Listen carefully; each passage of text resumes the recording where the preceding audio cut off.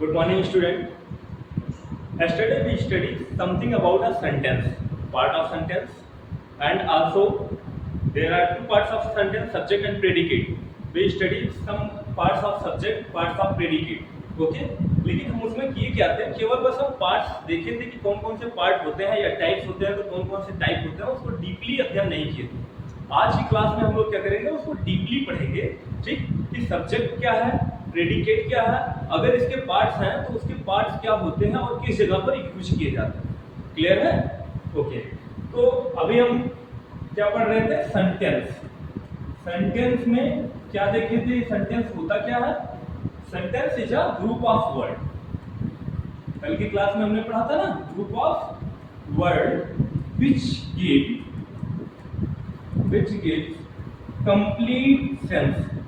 Complete sense.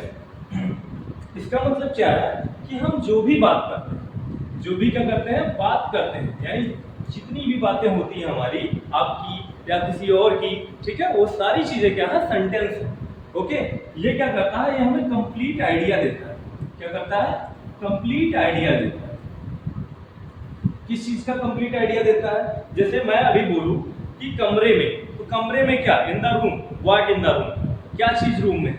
ठीक, तो अगर हम इसी चीज को बोल दें कि the key is in the room, ठीक है, चाबी कहां पर है, रूम में है, या सी इज इन द रूम, वह कहां पर है, रूम में है। ठीक है, तो यहाँ पर कंप्लीट अर्थ निकल रहा है ना। तो जब हम लोग का क्या कंप्लीट आइडिया होता है तो उसको हम लोग क्या बोलते हैं, सेंटेंस बोलते हैं। यानी कि हम पूरी बात जो करते हैं उसी को सेंटेंस कहा जाता है। क्लियर? ये पूर्ण अर्थ देता है। कंप्लीट सेंस में क्या होता है, कंप्लीट मीनिंग यानी पूर्ण अर्थ। ठीक है, पूर्ण अर्थ। क्लियर? जैसे Mohan is playing with football. Mohan क्या कर रहा है, मोहन फुटबॉल के साथ खेल रहा है। मोहन फुटबॉल के साथ खेल रहा है, तो यहाँ मोहन हमारा क्या कर रहा है, खेल रहा है। मतलब उसके बारे में पूरा बताया हूँ कि फुटबॉल किसके साथ खेल रहा है, फुटबॉल के साथ खेल रहा है। ठीक, यहाँ पर क्या पूछ सकते हैं, कौन खेल रहा है, मोहन, किसके साथ खेल रहा है, फुटबॉल के साथ, क्या कर रहा है, खेल रहा है। क्लियर? तीन चीजें यहाँ पर क्लियर हो रही है, स्पष्ट हो रही है। तो यहाँ हमारी बातें क्या है, पूरी है तो उसको हम लोग क्या बोलेंगे, सेंटेंस बोलेंगे। अगर यही अधूरी बात होती, क्या होता, इज प्लेइंग, तो इज प्लेइंग मीन्स क्या, आप कुछ समझे, इज प्लेइंग बोल दिया तो इसका कोई अर्थ निकला, वह खेल रहा है, केवल खेल रहा है। ठीक है, इज प्लेइंग मतलब खेल रहा है, तो खेल रहा है, किसके साथ खेल रहा है, कौन खेल रहा है, कोई ऐसा हम लोग नहीं बता रहे हैं। ठीक, तो जब तक कंप्लीट उसका सेंस ना निकले उसको हम लोग सेंटेंस नहीं बोलते हैं। बहुत से ऐसे ग्रुप होते हैं, जैसे इसी का मैं ग्रुप बना दूं, football playing is Mohan with, तो ये क्या आपको कंप्लीट अर्थ दे रहा, नहीं दे रहा। ठीक है, it can't give complete meaning. जब तक हमें कंप्लीट मीनिंग ना मिले तब तक हम उसको सेंटेंस नहीं बोल सकते। ठीक, ये क्या कह रहा है, ये कंप्लीट मीनिंग दे रहा है। क्या कर रहा है, कंप्लीट मीनिंग दे रहा है। ठीक, तो यहाँ पर हमें कंप्लीट मीनिंग मिल रहा है, यहाँ पर इनकम्प्लीट मीनिंग मिल रहा है, तो हम इसको सेंटेंस बोल सकते हैं लेकिन इसको सेंटेंस नहीं बोल सकते। इतना क्लियर है? ओके, तो आगे हम देखें कि सेंटेंस जो होता है इसके कुछ पार्ट्स होते हैं, सेंटेंस के कुछ पार्ट्स होते हैं और कुछ टाइप्स होते हैं। क्या होते हैं, कुछ टाइप्स होते हैं। ठीक, पार्ट्स में हमने देखा था कि हमारे पास सब्जेक्ट था और क्या था, प्रेडिकेट था। ये कल के वीडियो में हम लोग देखे थे। ठीक है, प्रेडिकेट और सब्जेक्ट पार्ट फर्स्ट जो मैंने आपको पढ़ाया था उसमें ओवरऑल सारी चीजें मैंने बता दिया था कि क्या क्या चीजें होता है सेंटेंस में। बट आज हम इसको डीपली पढ़ेंगे। ठीक, सब्जेक्ट और प्रेडिकेट। और टाइप्स में दो, वैसे तो टाइप्स हमारे 5 होते हैं। ठीक, लेकिन ये भी क्लासिफाई होता है कुछ बेसिस पर, यानी फंक्शन के अकॉर्डिंग, किसके according, on the basis of function और on the basis of structure. ठीक है, किसके according, on the basis of function and on the basis of structure. Function के अकॉर्डिंग यहाँ पर 5 होते हैं। कौन कौन सा, असर्टिव, या इसको डिक्लेरेटिव भी बोलते हैं। क्या बोलते हैं, असर्टिव या डिक्लेरेटिव बोलते हैं। ठीक है, अब इसके भी दो, एक अफर्मेटिव और दूसरा नेगेटिव। क्या होता है, एक अफर्मेटिव होता है, दूसरा पार्ट हमारा नेगेटिव होता है। ऐसे इंट्रोगेटिव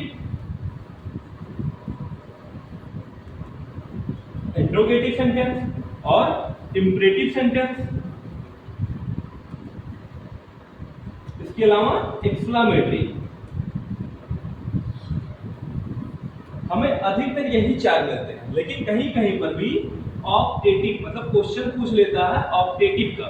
ठीक है, तो ये ऑप्टेटिव क्या होता है, जिसमें ब्लेसिंग्स वगैरह हम लोग करते हैं, वो ऑप्टेटिव में आता है। ठीक, तो ये 5 पार्ट्स होते हैं on the basis of function. ठीक, टाइप्स ऑफ सेंटेंस पूछा जाए on the basis of function, तो ये हम लोग 5 पार्ट्स बताते हैं। लेकिन on the basis of structure ये 3 होते हैं। पहला सिंपल, दूसरा कंपाउंड, और तीसरा जो हमारा होता है ये होता है कॉम्प्लेक्स। कौन कौन सा, सिंपल, कंपाउंड, कॉम्प्लेक्स। इन्हीं के बारे में हमें डिटेल्ड पढ़ना है। ठीक, लेकिन उसके पहले हम देखते हैं कि फ्रेज क्या होता है, क्लॉज क्या होता है और फाइनाइट वर्ब क्या है। ये 3 चीज देखिए। ठीक, तो पहले हम बात करते हैं फाइनाइट वर्ब। इसका फाइनाइट वर्ब, ये फाइनाइट वर्ब है क्या? तो हम लोग जानते हैं कि फाइनाइट वर्ब क्या है, जस्ट अ वर्ड। ये क्या है, एक वर्ड है जो क्या डिनोट करता है, एक्शन और स्टेट। ठीक है, क्या बताता है, एक्शन और स्टेट। जैसे ही इज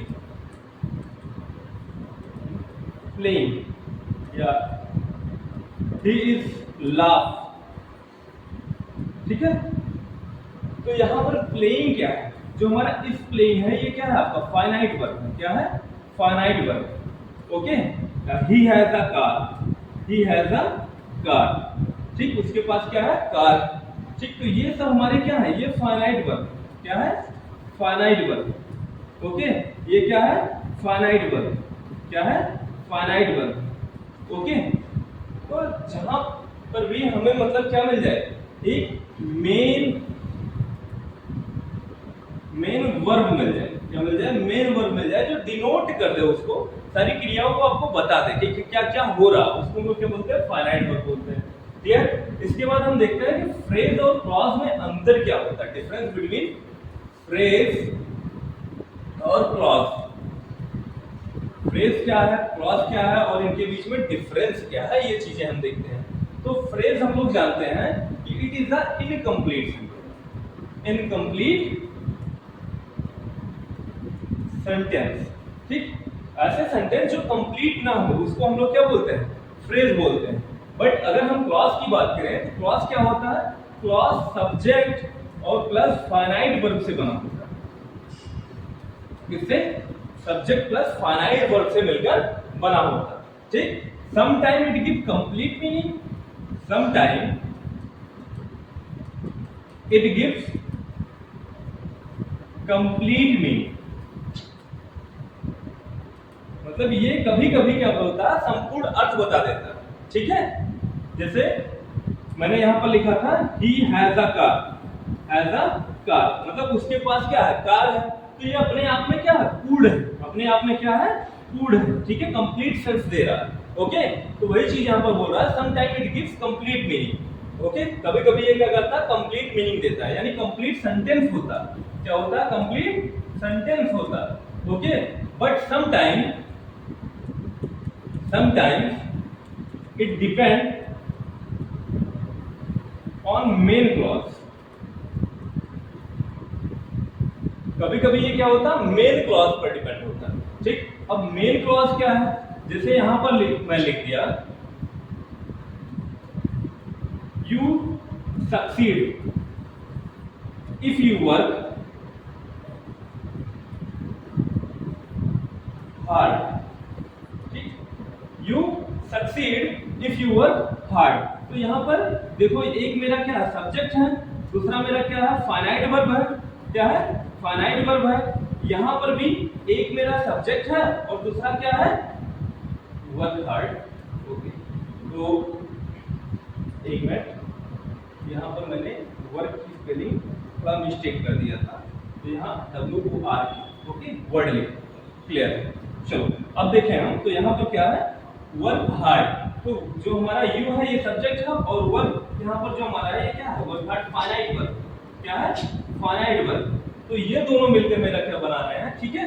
लेकिन ये जो हमारा लास्ट वाला है, you succeed if you work hard, तो इफ से जो हमारा है ये क्या कर रहा है, ये इस पर डिपेंड है। इफ यू वर्क हार्ड मैं बोलता हूं तो इसका अर्थ आप क्या समझोगे, इफ यू वर्क हार्ड, यदि आप कठोर परिश्रम करते हो, तो इसका क्या मतलब, कुछ अर्थ निकल रहा है, नहीं निकल रहा, ठीक है। तो वही चीज हम यहाँ पर बोलेंगे, you succeed if you work hard, मतलब ये क्या कर रहा है, अपने मेन क्लॉज पर डिपेंड हो रहा है। अर्थ इसका भी यू वर्क हार्ड, तुम कठोर परिश्रम करो, ठीक। लेकिन ये जब इफ आगे लग गया, मतलब ये दूसरे पर डिपेंड है, ओके। ऐसे ही मैं बोल दूं,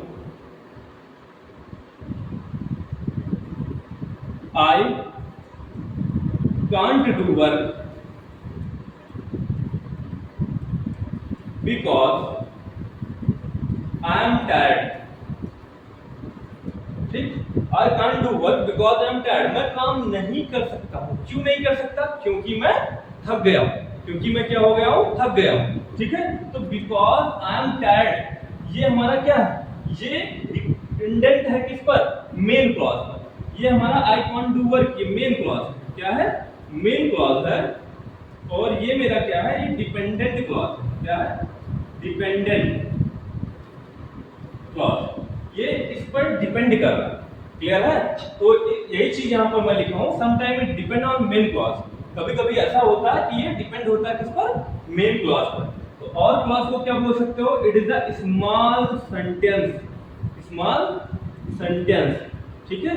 मतलब छोटी छोटी बातें जो हम यूज करते हैं बात करने के लिए, तो जो छोटा छोटा सेंटेंस होता है, जैसे ही हैज अ कार, ये छोटा सा सेंटेंस है, ठीक, जिसके पास केवल क्या हो, सब्जेक्ट हो, फाइनाइट वर्ब हो, वो हमारा क्या होता है, क्लॉज होता है, क्लियर। आगे हम बात करें तो यहां पर देखें, इसके भी पार्ट्स होते हैं क्लॉज के। कौन कौन सा पार्ट होता है, एक इंडिपेंडेंट होता है और दूसरा डिपेंडेंट होता है। क्या होता है, एक पार्ट हमारा इंडिपेंडेंट होता है और दूसरा पार्ट हमारा क्या होता है, डिपेंडेंट होता है, ठीक है। इंडिपेंडेंट अभी मैंने बताया कि ऐसे वर्ड्स, जैसे मैंने बोला बिकॉज आई एम टायर्ड, क्योंकि मैं थक गया, तो ये क्या है, इंडिपेंडेंट, क्या है, सॉरी ये डिपेंडेंट है। I am tired because I am tired, ये क्या है, डिपेंडेंट है किस पर, on the main clause. But I can't do work, मैं काम नहीं कर सकता हूँ, ये क्या है, इंडिपेंडेंट। यू सक्सीड, आप क्या कर सकते हैं, आप सफलता प्राप्त कर सकते हैं, ये क्या है, ये डिपेंडेंट है, इंडिपेंडेंट है। लेकिन इफ यू वर्क हार्ड, ये क्या है, इंडिपेंडेंट है, क्लियर है। तो डिपेंडेंट और इंडिपेंडेंट, मतलब कि अगर उसके आगे बिकॉज लग गया, क्या लग गया, बिकॉज लग गया, इफ लग गया, दैट लग गया, ठीक, ये सारे वर्ड्स आ गए तो हम जान जाएंगे कि ये डिपेंडेंट, क्या है, डिपेंडेंट है। और अगर ये वर्ड्स नहीं है तो वो इंडिपेंडेंट, क्लियर है। इतने में कोई doubt, what is clause, subject और फाइनाइट वर्ब है, क्लॉज है। सम टाइम ये क्या करते हैं, कंप्लीट मीनिंग देते हैं, यानी कि कंप्लीट सेंटेंस देते हैं। Some time it depend on main clause, कभी कभी ये क्या होता है, मेन क्लॉज पर डिपेंड होते हैं, ठीक। इसमें स्मॉल सेंटेंसेस यानी छोटे छोटे सेंटेंस होता है जो इंडिपेंडेंट और डिपेंडेंट होता है, ठीक। इंडिपेंडेंट मतलब जो अपने आप में ही पूर्ण, इंडिपेंडेंट मतलब क्या, जो अपने आप में पूर्ण हो, किसी पर डिपेंड ना हो, किसी पर आश्रित ना हो, ठीक। लेकिन डिपेंडेंट मींस क्या होता है, जो दूसरे पर आश्रित होता है, ओके। ये भी सेंटेंस ही है, लेकिन ये सेंटेंस क्या है, अपने पहले वाले सेंटेंस पर डिपेंड कर रहा है, क्लियर। ये क्या कर रहा है, अपने पहले वाले सेंटेंस पर डिपेंड कर रहा है, ओके। और फ्रेज की बात करें तो इनकम्प्लीट सेंटेंस, इनकम्प्लीट सेंटेंस मतलब ऐसा सेंटेंस जो कंप्लीट ही ना हो, ठीक है। It can't give complete meaning, it give complete meaning, ये पूर्ण अर्थ नहीं देता, ठीक है। जैसे एग्जांपल में हम देखें तो in the room, a big house, on the table, okay, तो in the room, a big house, on the table, ये सब क्या है? ये इनकम्प्लीट सेंटेंस। क्या है? इनकम्प्लीट सेंटेंस है। जब तक हम इसमें सब्जेक्ट और क्या सब्जेक्ट और फाइनाइट वर्ब नहीं लगाएंगे तब तक ये कंप्लीट नहीं होगा। तो आज से सेंटेंस जिसमें क्या हो? सब्जेक्ट और फाइनाइट वर्ब नाउन। ओके, क्या हो? नाउन। जिसमें सब्जेक्ट और फाइनाइट वर्ब ना हो उसको हम लोग क्या बोलेंगे? फ्रेज बोलेंगे। और जिसमें होता है उसको क्या बोलते हैं? क्लॉज बोलते हैं। क्लियर है? इतने में किसी को डाउट? फ्रेज में, क्लॉज में किसी बच्चे को डाउट हो तो पूछ सकते हैं। हमने अभी तक क्या देखा? सेंटेंस क्या होता है, ठीक है? क्या देखे?